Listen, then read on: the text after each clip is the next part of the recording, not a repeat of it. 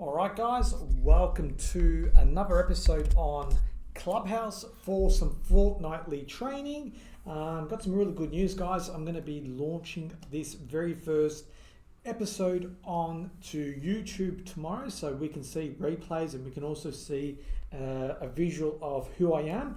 And you know, you're not going to be surprised. It's not the most good-looking face in the world, but I hope I can provide some more content to some people out there as well. So thank you very much, guys, for subscribing, liking, and more importantly, being part of our growing community.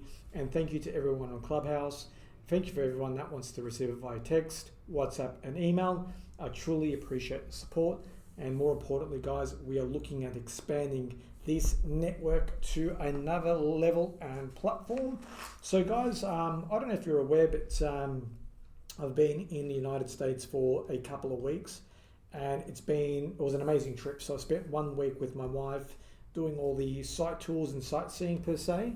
And basically what else I did was I got to meet up with some clients and some agents in America, and I went to an exciting launch party. But more importantly, I got to meet my mentor, who's been mentoring me for the last 3 years and a bit. And you know, this guy called David Meltzer basically has helped me change my life completely. And it's been 3 years of solid work, and my life has completely changed. I'm making a lot more money, I'm having a lot more fun, and I'm enjoying the process. And more importantly, guys, too, I'm able to help people more on our online community. So today, guys, in relations to this, I'm going to be talking about habits, because believe it or not, we all have habits, and habits form in 3 different parts, in my opinion. So I'm going to be writing this down. Number 1, habits can be formed from your childhood. So basically, I'm a big believer that when we have experiences when we're young, can actually determine what kind of habits we have in the future, if that makes sense. Also, the second part to this is we also have genetics, which form into habits, which I'm going to share with you about some of the habits that have been passed on from my father to myself. And then the third one, there's habits that have been formed as we get older. Now, I don't know what it is, but it seems like once we hit that age of 35, 36, people are reluctant to change their habits, and they come up to this conclusion that they have to accept their life for whatever reason. I don't know if it's a biological change or just a belief, but I'm a big believer, guys, in this. Is when I was 34 years old, I went through a big shift in my life. And if you don't know my story, was that at 30, 31, 32, I was in this financial position that wasn't unheard of for my age. And thankfully, and I know it sounds weird, I lost a lot of money in a short period of time. And over the years, I have been able to rebuild my life and exponentially grow to what I was currently or have before. But the money part is not important. I know it's great that I've recovered, and I know it's great that I'm also making more money than I have had before, but it's also the lessons that I have learned. And what I really realized, guys, is that internally we have a thermostat. And I learned this from a guy called Ed Milet. And basically, to keep it simple, it's like playing a video game. We're all at a certain level in our lives. And what happens is occasionally we jump on to another level. So you might be at level 2 and you jump into level 3. But then what happens is your old habits that have been formed from your previous, times make you go back to a level 2. So you see people say, oh, you know what, I got this great job. 2 weeks, 2 months later, they're sacked, they've lost their job. Or they met this perfect person in their life and their relationship crumbles. But what people don't look is why these things keep occurring in their lives. So if you're a person that has constant job change on a weekly, monthly, whatever basis, or if you're a person that has no confidence, you're a person that hasn't been able to grow, it's not basically the out environment that is affecting you, it's your internal environment and your beliefs within yourself that are keeping you from not growing. So I'm going to share with you something that has happened to me, and then maybe you can get a bit of an idea on how these things work. So basically, as a child, I was grown up as an only child, so I had some fantastic support from mum and dad. But as I got a bit older, I had to realize that there was a lot of things I have to do on my own, and I can't rely on as many people as I could before. So what has happened is when I hit a certain age, I had to develop a skill called responsibility.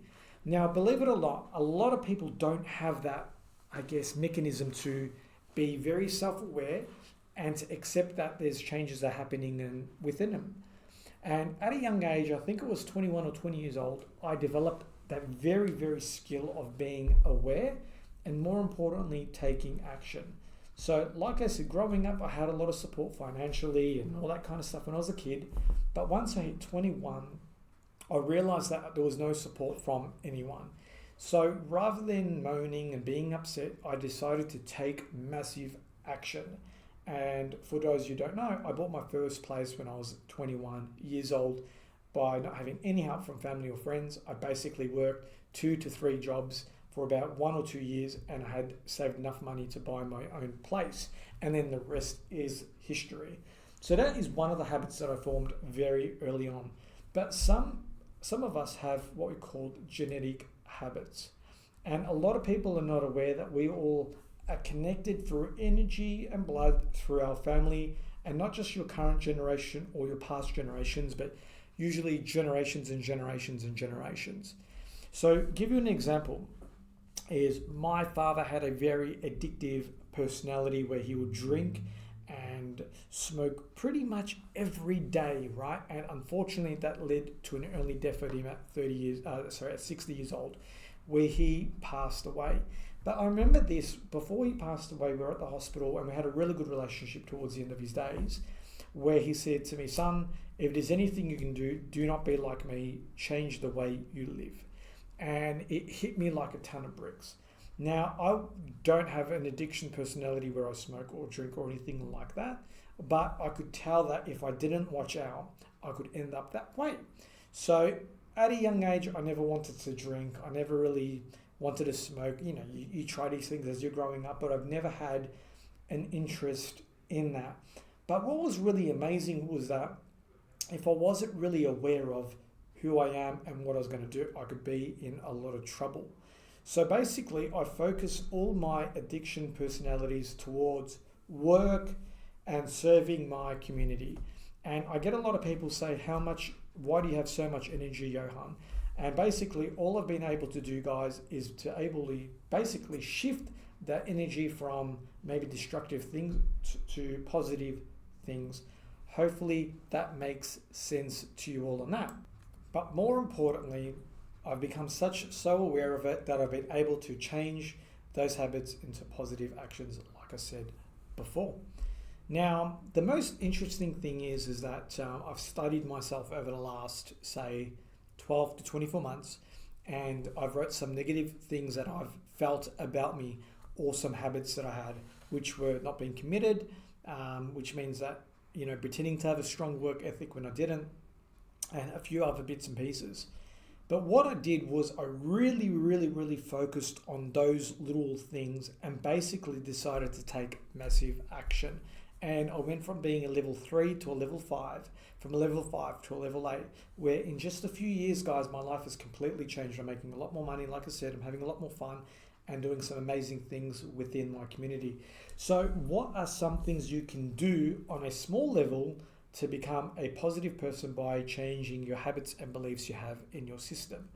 Number 1 is keeping promises. So if you want to lose weight, guys, be really interested in focusing on losing weight. Don't just do it to make someone else happy. Do it for yourself. I think that is one of the major things that I've started to really learn in life, is to ensure that you're making changes for you, not for anyone else.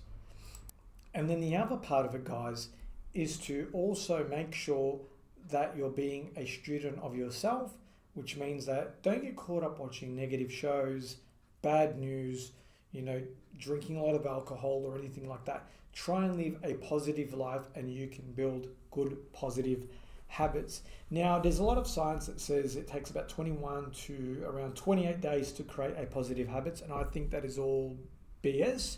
And the reason why is we are all structured different with different traumas in our life. So, give you an example, it's going to take a lot. It's going to be a lot harder for a person that has had some trauma in a particular subject to change that habit from a negative habit to a positive habit. It's going to take them longer because they're conditioned and it's ingrained in their body versus someone that has made or who has had, a positive experience towards that. So to give you an example, right, was 4 years ago, I went to the doctor. I wasn't feeling that great and I weighed about 72 kilos. And my doctor said, hey, Johan, let's do a blood test. The results came back and I basically was diagnosed as a pre-diabetic person. And I made a commitment to the doctor that I wasn't going to take any medication, but what I was going to do was to do gym every day, eat right, walk, do as much exercise as possible, 7 days a week, 365 days of the year, right? And basically, I said to the doctor, if I come back in 6 months and my blood hasn't changed, then I will take the medicine as prescribed. And I remember talking to my old workmates about this, and they said, look, Johan, you're going to do it for 3-4 months and then you're going to be back to your normal self, because that's how people are. They do things for a short time and then they get back to their old habits. But 3 years later, guys, honestly, I'm at 66 kilos. I'm no longer diabetic. I look and feel a lot younger. I'm a lot more energetic, and my life has changed by being committed to my own goals. So the best thing you can do with changing a habit is to take it day by day. Don't try and change your goals over a lifetime. Just take it day by day, right? So if you want to be a very fit person, work on yourself every day, and it doesn't have to be extreme. Just go for a 15-minute walk every day. Don't get that donut. Don't eat anything negative, guys. Just do it slowly and take your time and be a student of yourself and be more interested than being interesting. Because I tell you what, guys, there's a lot of people who will do gym for 6 months, they look good, then they're back to their normal weight. But what you want to do, guys, is keep elevating your life. To give you another example, guys, in my investment world and work world, is basically I have been committed to these goals on a very big level for the last 2.5 years. And financially, I'm at a position that I should, or would never thought I'd be at, basically. But I've instilled some great habits where I consistently save the same amount at a minimum every month. And if I've got more left over, I definitely invest in myself again and into my investments and things like that. And the other part is I only surround myself around positive people. As I get older, the circle in my life has become smaller, not bigger. I'm not worried about having 20,000 good friends. I'm only concerned about having a few good friends. So hopefully that makes sense. And if you've got any questions, guys, like I said, I'm always happy to be of service. Please feel free to reach out, and I'm happy to share this content with you and maybe go through a few things like that. But I've got a question from a friend. I can't tell you his whole name, and he's basically got the initials AE. So if you're listening to this AE, you know who you are, because there's only one AE that I share this content via text. And he's asked me a question. What do I do if the people around me stop me from changing the ways I live? It's simple. Cut them off your list. If they're not feeding you, cut them off. I don't care if it's your mum, dad, your uncle, your wife, whatever that person is, you cut them off. You should never use someone else as an excuse to why your life isn't the way it is. It is up to you to be accountable, because the better person you are, the better person you can help others. And I know that sounds harsh, but that is the reality, guys. You can't change the world, but you can only change yourself. So I hope that helps you. Next week, guys, I will be talking about a very interesting topic. I'm actually going to talk about, again, how to be a student of your calendar and really start to help you plan out your day each day of the week so you can be more productive, more accessible, and make a lot more money. Guys, thank you very much for being part of this community, and I should be dropping this on YouTube, and I've also got another idea to drop something very interesting throughout the week. Once again, have a great day and speak to you soon, and thank you guys for tuning into Clubhouse again, clocking off at 12:15. Thank you very much. Speak soon. Bye.